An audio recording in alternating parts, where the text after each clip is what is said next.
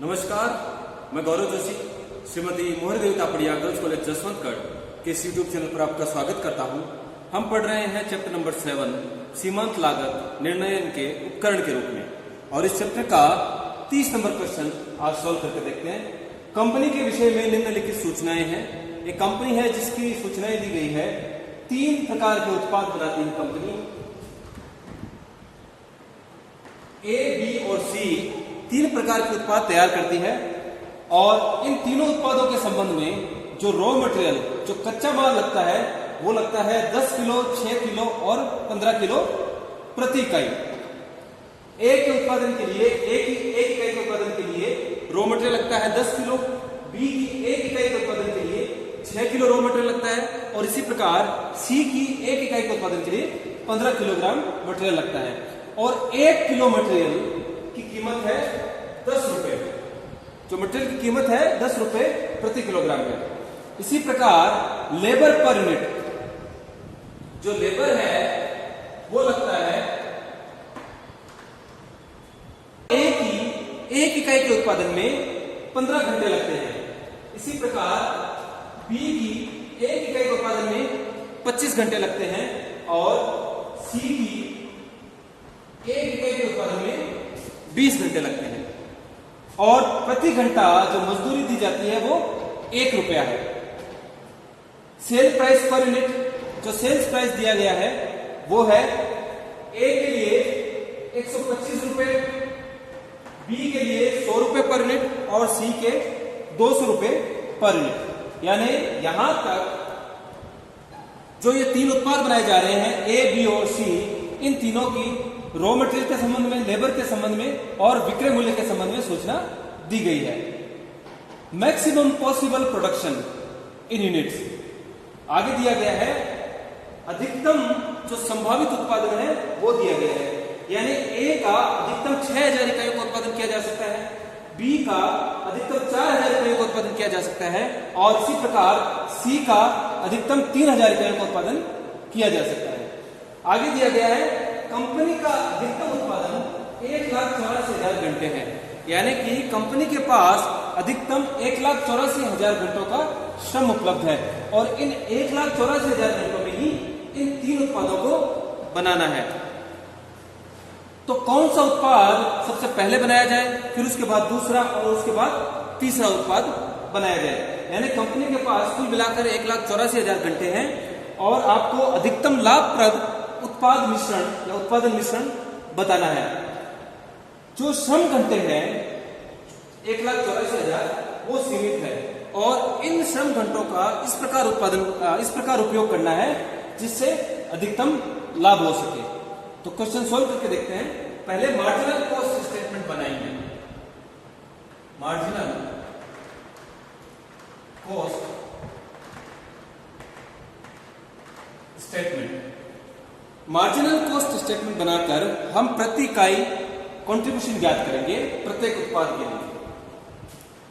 ए, B और सी। Selling price 125 रुपए, selling price per unit है। ए का 125 रुपए, बी का है 100 रुपए और सी का है 200 रुपए। और ऊपर जो कॉस्ट आती है, मटेरियल कॉस्ट आती है at the rate 10 rupees per KG. 1 kilo का 10 रुपए लगता है, तो एक उत्पादन में 10 किलो सामग्री लगती है, और 1 किलो सामग्री का मूल्य 10 रुपए है, इसलिए एक उत्पादन में 100 रुपए की सामग्री लगेगी। एक के उत्पादन में 10 किलो सामग्री लगती है एक इकाई के उत्पादन में, और 1 किलो सामग्री का मूल्य है 10 रुपए, यानी कि एक इकाई के उत्पादन में 100 रुपए की सामग्री लगेगी। इसी प्रकार बी की 1 इकाई के उत्पादन में 6 किलो सामग्री लगती है, और 1 किलो सामग्री का मूल्य है 10 रुपए, तो 60 रुपए की जो है सामग्री, कच्ची सामग्री बी के उत्पादन में लगेगी। और सी की 1 इकाई के उत्पादन में 15 किलो रॉ मटेरियल लगता है, और 1 किलो रॉ मटेरियल का प्राइस है 10 रुपए, यानी कि सी की 1 इकाई के उत्पादन में 150 रुपए का रॉ मटेरियल काम में आएगा। इसी प्रकार लेबर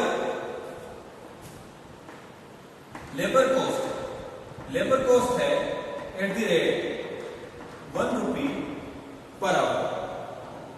एक इकाई के उत्पादन में 15 घंटे लगते हैं और 1 घंटे की मजदूरी है 1 रुपए, यानी कि एक इकाई के उत्पादन में 15 रुपए मजदूरी दी जाएगी।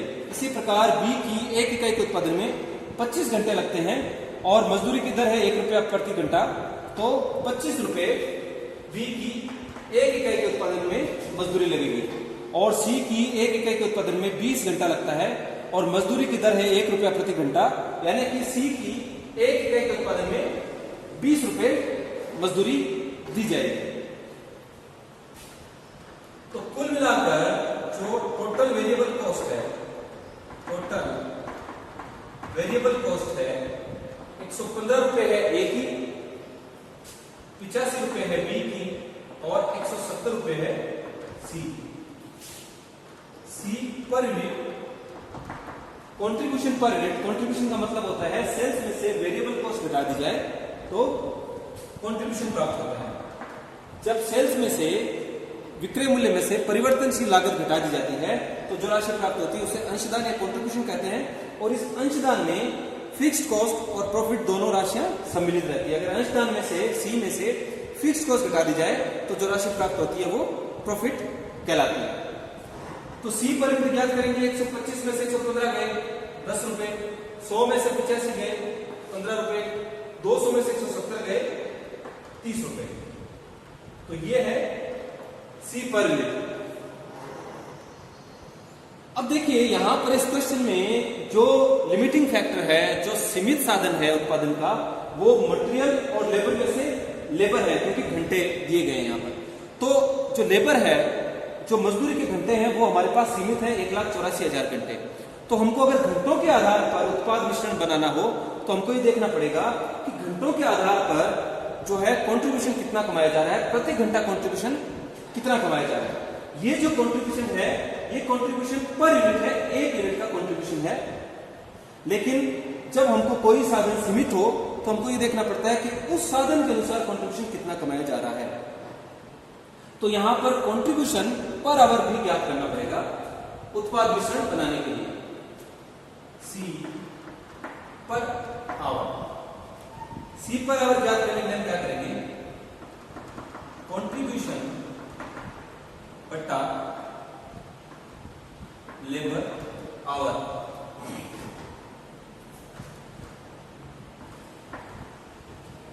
10 रुपए कंट्रीब्यूशन कमाया जाता है ए का विक्रय करके प्रति इकाई। 10 रुपए प्रति इकाई कंट्रीब्यूशन कमाया जाता है ए उत्पाद का विक्रय करके। और ए उत्पाद का निर्माण करने में 15 घंटे मजदूरी लगती है। तो 10 में 15 का भाग लगा दें तो 1 घंटे मजदूरी के 1 घंटे के पीछे जो है 67 रुपया कंट्रीब्यूशन, 67 पैसा 0.67 रुपीज कंट्रीब्यूशन कमाया जा रहा है। 0. तो ए उत्पाद के में मजदूरी के 1 घंटे के पीछे 67 पैसे कंट्रीब्यूशन कमाया जा रहा है। इसी प्रकार बी उत्पाद के लिए प्रति इकाई जो कंट्रीब्यूशन है वो 15 रुपए का है और 1 इकाई के उत्पादन में 25 घंटे लगते हैं। तो 1 घंटे मजदूरी के पीछे 15 को 25 से डिवाइड कर देंगे तो मजदूरी के 1 घंटे के पीछे 60 पैसे 0.60 रुपीज। तो मजदूरी के 1 घंटे के पीछे 60 पैसे कंट्रीब्यूशन कमाया जाता है। और इसी प्रकार जो ये 30 रुपए कंट्रीब्यूशन है पर यूनिट सी का, और सी के 1 इकाई के उत्पादन में 20 घंटे लगते हैं, तो 1.5 रुपया पर आवर कंट्रीब्यूशन कमाया जा रहा है। उत्पादन के घंटे सीमित है और प्रति घंटा जो हमने है कंट्रीब्यूशन ज्ञात कर लिया, सी पर आवर ज्ञात कर लिया। तो अब हमको इन उत्पादों को रैंक देना है, वरीयता देनी है कि किस उत्पाद को पहले बनाया जाए। तो घंटों के आधार पर हमको उत्पाद मिश्रण बनाना है और प्रति घंटा जिसका कंट्रीब्यूशन सबसे ज्यादा होगा उसको हम सबसे पहले बनाएंगे, उस उत्पाद को हम फर्स्ट रैंक देंगे। तो घंटों के आधार पर प्रति घंटा 1.5 रुपया कंट्रीब्यूशन कमाया जा रहा है सी उत्पाद की विक्रय से। तो सी उत्पाद को हम फर्स्ट रैंक देंगे। रैंकिंग की जाए तो सी उत्पाद का फर्स्ट रैंक आएगा और दूसरा रैंक होगा ए का, क्योंकि ए के द्वारा 67 पैसे प्रति घंटा कंट्रीब्यूशन कमाया जा रहा है। और तीसरा रैंक होगा बी का। तो यानी कि हमको 1,84,000 घंटे हमारे पास हैं, सीमित हैं, और इन घंटों से हमको अगर उत्पादन करना हो तो सबसे पहले सी का उत्पादन किया जाएगा, फिर बचे हुए घंटों से ए का उत्पादन किया जाएगा, और अगर फिर भी घंटे शेष रह जाते हैं तो बी का उत्पादन किया जाएगा। तो हमने प्रति घंटा कंट्रीब्यूशन ज्ञात करके इन उत्पादों का की वरीयता ज्ञात कर ली। तो फर्स्ट रैंक था सी का, सेकंड रैंक था ए का, और थर्ड रैंक था बी का। हमने मार्जिनल कॉस्ट स्टेटमेंट बनाया और हमने इन तीनों की प्रति घंटा जो अंशदान था, कंट्रीब्यूशन था, उसके आधार पर रैंक निर्धारित कर दिया। अब बनाएंगे statement of profitable product mix. जो सबसे अधिकतम लाभदायक उत्पादन मिश्रण है वो हम तैयार करेंगे। प्रोडक्ट अकॉर्डिंग टू रैंक, क्रम के आधार पर प्रोडक्ट लिखेंगे। सबसे पहले सी का उत्पादन करेंगे, उसके बाद ए का, उसके बाद बी का, और इसके बाद मैक्सिमम पॉसिबल प्रोडक्शन। तो कितना मैक्सिमम पॉसिबल प्रोडक्शन हो सकता है? सी का हो सकता है 3,000 इकाइयों का, ए का हो सकता है 6,000 इकाइयों का, और बी का हो सकता है 4,000 इकाइयों। मैक्सिमम आवर्स है 1,84,000 घंटे। जो तो सबसे पहले हमने क्या किया कि प्रोडक्ट को अकॉर्डिंग टू रैंक हमने लिख लिया कि सबसे पहले सी का उत्पादन करेंगे, फिर ए का करेंगे, फिर बी का करेंगे, और ए का अधिकतम 3,000 इकाइयों का उत्पादन क्या सी का अधिकतम 3,000 इकाइयों का उत्पादन किया जा सकता है, ए का 6,000 इकाइयों का, और बी का 4,000 इकाइयों का उत्पादन किया जाता है। मैक्सिमम आवर्स हमारे पास है 1,84,000 घंटे। तो सबसे पहले हम सी का उत्पादन करेंगे 3,000 इकाइयों का, और एक इकाई के उत्पादन में, सी की एक इकाई के उत्पादन में 20 घंटे लगते हैं। तो 60,000 घंटे हमने उपयोग कर लिए सी के उत्पादन में 1,84,000 घंटे में से। और जो प्रोडक्ट मिक्स होगा वो है 3,000 इकाइयां सी की उत्पादित कर ली जाएंगी, और जब सी की 3,000 इकाइयां उत्पादित कर ली जाएंगी तो 60,000 घंटों का उपयोग हो जाएगा। बाकी बचे हुए घंटे में हम ए का उत्पादन करेंगे, और ए की 6,000 इकाई का उत्पादन करेंगे, तो प्रति इकाई 15 घंटे, एक इकाई का उत्पादन करने में 15 घंटे लगते हैं। तो 15 घंटों के हिसाब से 6,000 इकाई का उत्पादन करने में 90,000 घंटे लग जाएंगे, और 90,000 घंटों का उपयोग करके सी की 6,000 इकाइयां बना ली जाएंगी। अब बाकी बचे 1,84,000 घंटों में से 1,84,000 घंटों में से 90,000 और 60,000, यानी कि 1.5 लाख घंटे घटा दी जाएंगे, बचते हैं 34,000 घंटे। 1,84,000 घंटों में से 60,000 और 90,000, 1,50,000 घंटे लेस कर देंगे, घटा देंगे, तो 34,000 घंटे बचते हैं। और इन 34,000 घंटों का, बचे हुए 34,000 घंटों का हम उपयोग करेंगे सी के निर्माण में। तो एक इकाई का उत्पादन करने में, बी की एक इकाई का उत्पादन करने में 25 घंटे लगते हैं। तो 34,000 घंटों में कितनी इकाइयां उत्पादित होंगी? तो 34,000 घंटों में 25 का भाग लगा दिया जाएगा, 34,000 को 25 से डिवाइड कर दिया जाएगा, तो 1,360 इकाइयां आती हैं। 1,360, तो 1,360 इकाइयों का उत्पादन कर लिया जाएगा बी का। देखिए इसमें क्या हुआ कि सबसे पहले हमने सी का उत्पादन किया। सी के उत्पादन करने में सी का अधिकतम 3000 इकाइयों का उत्पादन किया जाना संभव था, तो सी की 3000 इकाइयां उत्पादित की तो 60,000 घंटों का प्रयोग हो गया। फिर बचे हुए घंटों में हमने ए का उत्पादन किया और ए की अधिकतम 6000 इकाई उत्पादित की जा सकती थी, और ए का जब उत्पादन किया तो 90,000 घंटों का प्रयोग हो गया और ए की 6000 इकाइयों का हमने उत्पादन कर लिया। अब 1,84,000 घंटे हमारे पास अधिकतम थे। 1,84,000 में से 60,000 घंटे हमने सी के उत्पादन के लिए प्रयोग कर लिए, 90,000 घंटे हमने बी के उत्पादन के लिए प्रयोग कर लिए, बचे 34,000 घंटे। तो 34,000 घंटों का उपयोग हम करेंगे बी के उत्पादन के लिए। तो अगर एक इकाई के उत्पादन में 25 घंटा लगता है तो 34,000 घंटों में कितनी इकाई उत्पादित की जा सकती है? 1360 इकाइयां। तो फिर बी की 1360 इकाइयां बचे हुए घंटों से उत्पादित कर ली जाएंगी। तो जो अधिकतम लाभप्रद उत्पादन मिश्रण है वो यही रहेगा कि अधिकतम लाभप्रद उत्पादन मिश्रण क्या होगा?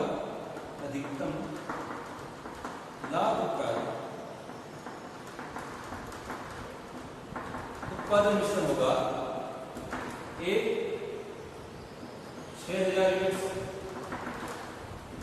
बी की 1360 यूनिट्स और सी की 3000 यूनिट्स। इसी चैप्टर का एक और क्वेश्चन सोल्व करके देखते हैं। क्वेश्चन नंबर है 32। दो मशीनों के संबंध में निम्न सूचनाएं दी गई हैं। दो मशीनें हैं ए और बी और इनके संबंध में सूचनाएं हैं। आउटपुट दिया गया है 10,000 इकाइयां ए के द्वारा उत्पादित की जा सकती हैं और मशीन बी के द्वारा भी 10,000 इकाइयां उत्पादित की जा सकती हैं। आगे दिया गया है फिक्स्ड कॉस्ट। अगर ए मशीन के द्वारा उत्पादन किया जाए तो स्थायी लागत आएगी 30,000 रुपए की, और बी मशीन के द्वारा उत्पादन किया जाए तो स्थायी लागत आएगी 16,000 रुपए की। Profit eight above level of production. अगर इस स्तर पर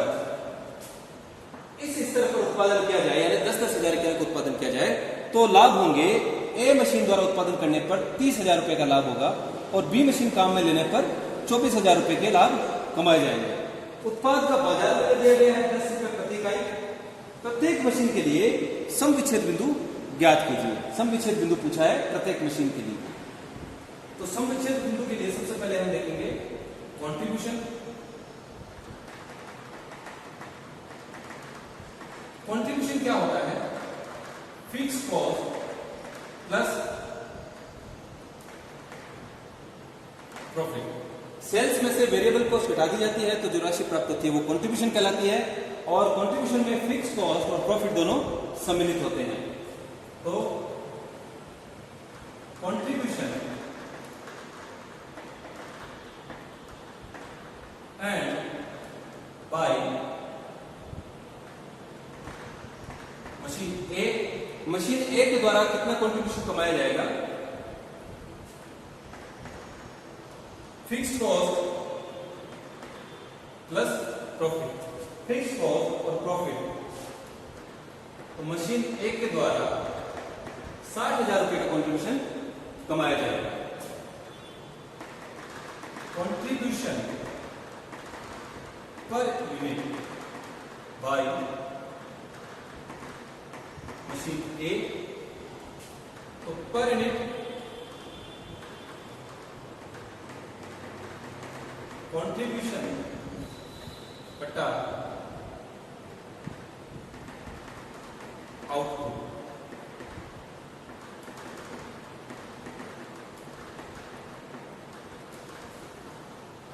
कंट्रीब्यूशन पर यूनिट अगर ज्ञात किया जाए तो कंट्रीब्यूशन में उत्पादित इकाइयों का भाग लगा दिया जाएगा तो प्रति इकाई कंट्रीब्यूशन ज्ञात हो जाएगा। तो 6 रुपए पर यूनिट कंट्रीब्यूशन कमाया जाता है मशीन ए के उपयोग के द्वारा। इसी प्रकार contribution earn by machine B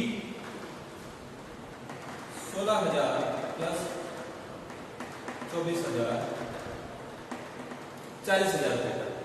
16,000 की फिक्स्ड कॉस्ट है और प्रॉफिट है 24,000 के, तो कुल मिलाकर 40,000 रुपए कंट्रीब्यूशन कमाया जा रहा है मशीन बी द्वारा। और कंट्रीब्यूशन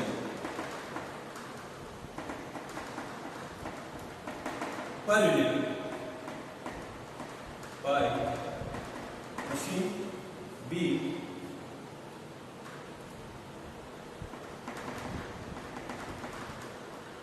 कंट्रीब्यूशन बटा आउटपुट। कंट्रीब्यूशन है 40,000 रुपए का, 10,000 इकाइयां उत्पादित की जा रही है, 4 रुपए प्रति इकाई कंट्रीब्यूशन कमाया जा रहा है बी मशीन के द्वारा।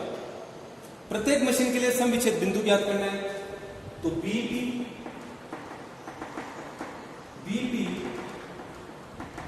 इन यूनिट्स का फॉर्मूला होता है फिक्स्ड कॉस्ट अपॉन सी पर यूनिट।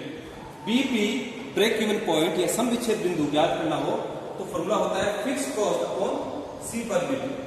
तो बीपी फॉर मशीन ए होगा, मशीन ए के संबंध में फिक्स कॉस्ट है 30,000 रुपए की, तो फिक्स कॉस्ट है 30,000 की, और सी पर यूनिट है मशीन ए का 6 रुपए, तो 5,000 इकाइयां जो है बीपी होगा मशीन ए के लिए। BP for machine B, machine B के संबंध में जो स्थायी लागत है वो है 16,000 रुपए की, और कंट्रीब्यूशन पर यूनिट है 4 रुपए मशीन बी के संबंध में, तो 4,000 यूनिट्स मशीन बी का बीपी है। बीपी का मतलब ये हुआ, सम विच्छेद बिंदु का मतलब ये हुआ कि जहां पर सी के रूप में केवल फिक्स कॉस्ट कमाई जाएगी, किसी प्रकार का प्रॉफिट नहीं कमाया जाएगा। नो प्रॉफिट नो लॉस का बिंदु होता है, इन इकाइयों पर नो प्रॉफिट नो लॉस होगा, यानी कि केवल 6 रुपए पर यूनिट कंट्रीब्यूशन के रूप में 30,000 रुपए फिक्स कॉस्ट की कमाई जाएगी, कोई भी प्रकार का प्रॉफिट नहीं कमाया जाएगा। इसी प्रकार बी मशीन के लिए 4 रुपए पर यूनिट के हिसाब से 16,000 रुपए की फिक्स कॉस्ट कमाई जाएगी, 4,000 इकाइयों का विक्रय या उत्पादन करके किसी भी प्रकार का लाभ नहीं कमाया जाएगा। दूसरा, इस क्वेश्चन ने पूछा है विक्रय का स्तर जिस पर दोनों मशीनों से समान लाभ अर्जित होगा। विक्रय का स्तर जहां पर दोनों मशीनों से समान लाभ अर्जित होगा। दूसरा बिंदु है विक्रय का स्तर जहां पर दोनों मशीनों से समान लाभ अर्जित होगा, यानी कि आपको विक्रय की वो इकाइयां बतानी है कि अगर उतनी इकाइयों का उत्पादन किया जाए तो चाहे कोई सी भी मशीन काम में ले ली जाए, ए मशीन काम में लो या बी मशीन काम में लो, कोई फर्क नहीं पड़ेगा। उस स्तर पर विक्रय की उतनी इकाइयों पर दोनों मशीनों के द्वारा ही समान लाभ कमाया जाएगा, तो विक्रय का वो स्तर बताना है बी फॉर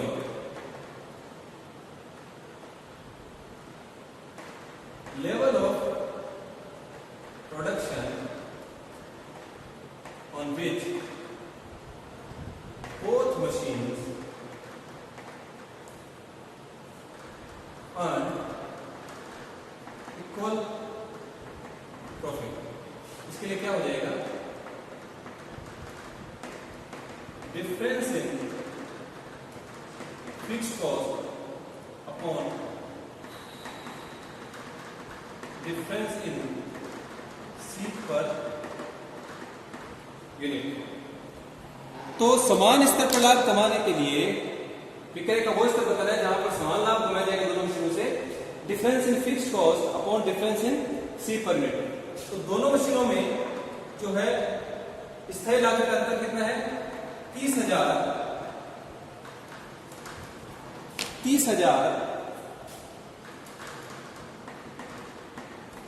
माइनस 16,000,